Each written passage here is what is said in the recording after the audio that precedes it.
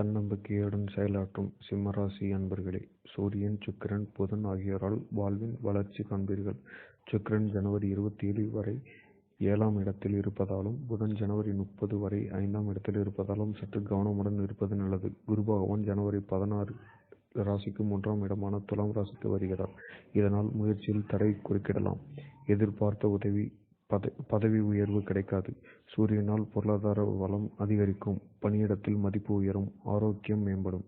தந்தை வழியில் நன்மை கிடைக்கப் பெறுவீர்கள். மாத முற்பகுதியில் கணவன் மனைவியிடையே கருத்து வேறுபாடு ஏற்பட வாய்ப்புண்டு. குடும்பத்தில் ஒருவருக்கொருவர் விட்டு கொடுத்து போகவும்.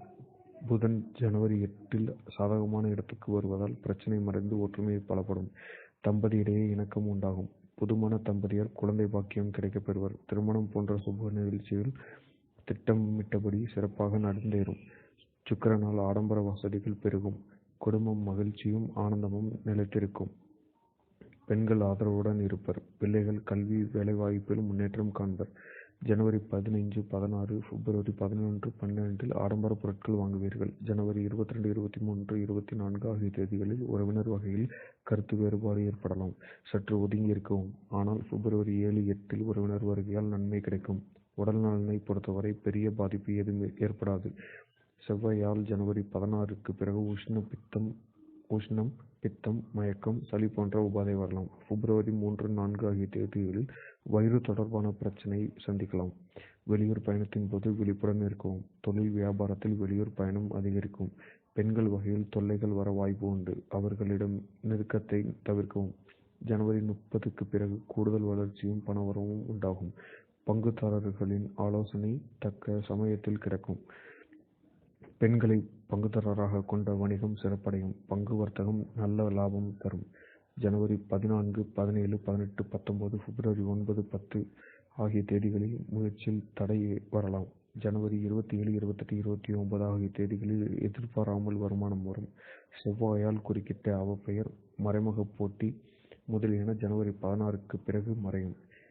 இளைய சகோதரர்களின் வளர்ச்சிக்கு துணையாக நிற்பீர்கள். பணியாளர்கள் நல்ல வளர்ச்சி காணலாம். சம்பள உயர்வு தடை இருக்காது.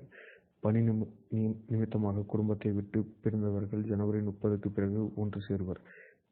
பணியிடத்தில் செல்வாக்கு அதிகரிக்கும். சிலர் அதிகார அந்தஸ்துக்கு உயர்த்தப்படுவர். பிப்ரவரி 5, 6 ஆகிய தேதிகளில் அதிர்ஷ்டவசமாக சலுகை கிடைக்க பெறலாம். பணி விஷயமாக அடிக்கடி வெளியூர் செல்ல நேரிடலாம். நெருப்பு தொடர்பான வேலையில் இருப்பவர்கள் கவனமாக இருக்க வேண்டும். கலைஞர்கள் சீரான வளர்ச்சி காண்பர். பெண்களால் ஏற்பட்ட சிரமம் அடியோடு விலகும். அதற்கு சுக்கிரன் ஜனவரி 27 இடம் வருவதே காரணம். புதிய ஒப்பந்தங்கள் கையெழுத்தாகும். அரசு வகையில் பரிசு பாராட்டு கிடைக்கப் பெறுவர். அரசியல்வாதிகள், பொதுநல சேவகர்கள் போட்டியாளர்களால் பிரச்சனைக்கு ஆளாக நேரிடலாம். தொண்டர் நலனுக்காக பணம் செலவாகும். தலைமையின் கருத்துக்கு மதிப்பளிப்பது நல்லது. மாணவர்கள் இந்த மாதம் பிற்பகுதியில் புதனால் நன்மை காண்பர். அதிக மதிப்பெண் பெறுவதோடு போட்டிகளிலும் வெற்றி வகை சூடி மகிழ்வர். பெற்றோர் மகிழும் விதத்தில் நன்றாக படிப்பர். விவசாயிகளுக்கு நெல், கேழ்வரகு, பச்சை காய்கறிகள் போன்றவற்றில் நல்ல மகசூல் கிடைக்கும். கால்நடை வளர்ப்பில் மூலம் எதிர்பார்த்த வருமானம் வரும். பெண்கள் குடும்பத்தில் சிறப்பிடம் வகிப்பர். ஜனவரி 20, 21 ஆடை ஆபரணம் வாங்குவீர்கள்.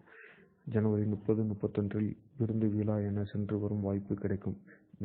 நல்ல நாள் ஜனவரி 15, 16, 20, 21, 27, 28, 29, 30, 31. பிப்ரவரி 5, 6, 7, 8, 10, 11, 12. கவனமாக இருக்க வேண்டிய நாட்கள் பிப்ரவரி 1, 2. ஏனென்றால் அன்று உங்களுக்கு சந்திராஷ்டமம். இந்த நாட்களில் முக்கிய முடிவுகளை தவிர்க்கவும். அதிர்ஷ்ட எண் 3, 9. நிறம் பச்சை சிவப்பு. பரிகாரம்: ஞானிகள், சந்நியாசிகளை சந்தித்து காணிக்கை செலுத்தி ஆசி பெறுங்கள். குரு பகவானும் சாதகமாக இருப்பதால் அவருக்கு அர்ச்சனை செய்வது அவசியம். வியாழக்கிழமை தட்சிணாமூர்த்திக்கு கொண்டை கடலை படைத்து வணங்குங்கள்.